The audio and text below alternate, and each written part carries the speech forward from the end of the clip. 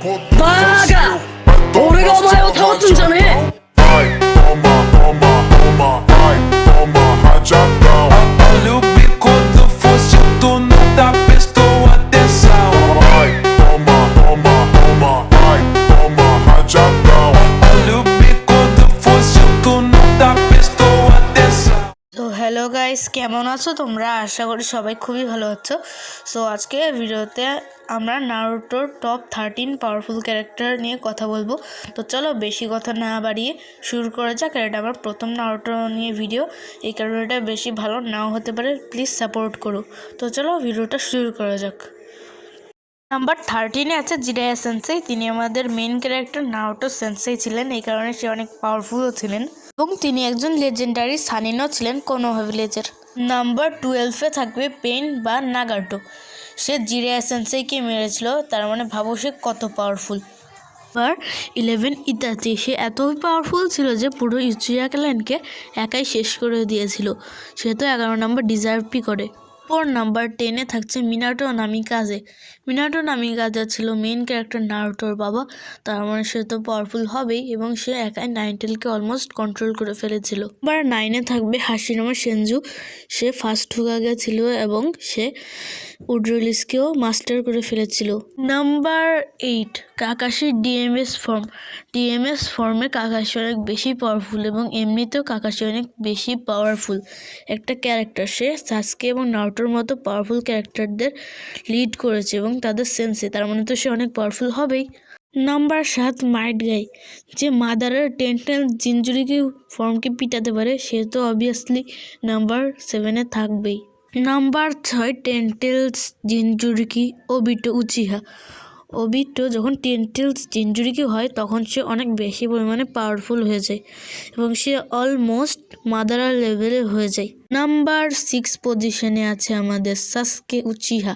সে দেখতে গেলে সিরিজের দ্বিতীয় মেন ক্যারেক্টার। তার কাছে ফুল বডি সুসানো থেকে শুরু করে ইটারনাল মাঙ্গিকিউ শারিঙ্গান এমনকি রিনেগারন ছিল, এই কারণেই সে এই সিরিজের 5 নাম্বার পজিশন ডিজার্ভ করে। নাম্বার 4-এ আছে আমাদের নারুটো উজুমাকি। সে হচ্ছে সিরিজের মেন ক্যারেক্টার, তো সে অনেক বেশি পাওয়ারফুল তো হবেই। সে পরে গিয়ে 7th হোকাগেও হয় এবং তার কাছে রয়েছে কুরামা মানে 9 টেলস, মানে সকল টেল বিস্টদের ভিতর সবচেয়ে বেশি পাওয়ারফুল এবং সবচেয়ে বেশি চাকরাওয়ালা টেল বিস্ট।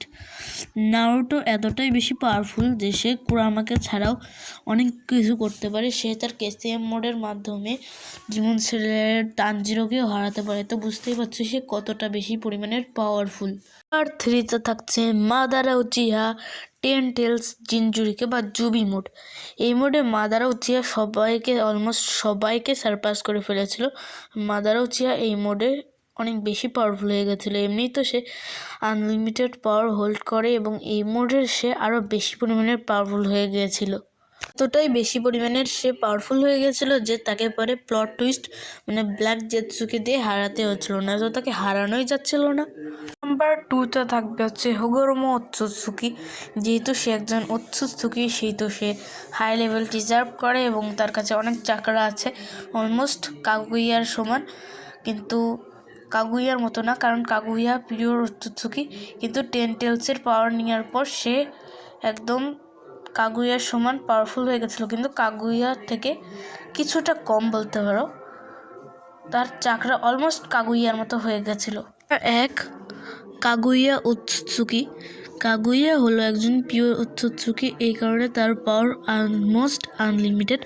তার চাকরা এবং পাওয়ার অনেক বেশি এবং সে ছিল শিপুডেন এর মেন ভিলেন, যদিও সে পুরোটা খারাপ ছিল না। তো আজকের ভিডিওটা এ পর্যন্তকে ছিল। আশা করি তোমরা এই লিস্টটা বুঝতে পারছো। টপ 13 মানে 13টা সবচেয়ে পাওয়ারফুল ক্যারেক্টার ইন নারুটো। আমি এই ভিডিওটা আমার ওপিনিয়নে নিয়ে বানাইছি, তাই তোমাদের পছন্দ নাও হতে পারে, তাই তোমরা কমেন্টে জানিয়ে দিও এবং তোমরা যদি এই ভিডিওতে 5টা কমেন্ট করো তাহলে আমি এই ভিডিওর পার্ট 2 আনবো, যেখানে আমি 5টা পাওয়ারফুল ক্যারেক্টার আনবো। আর হ্যাঁ, আমি কিন্তু মাইনক্রাফট খেলা ছাড়ছি না।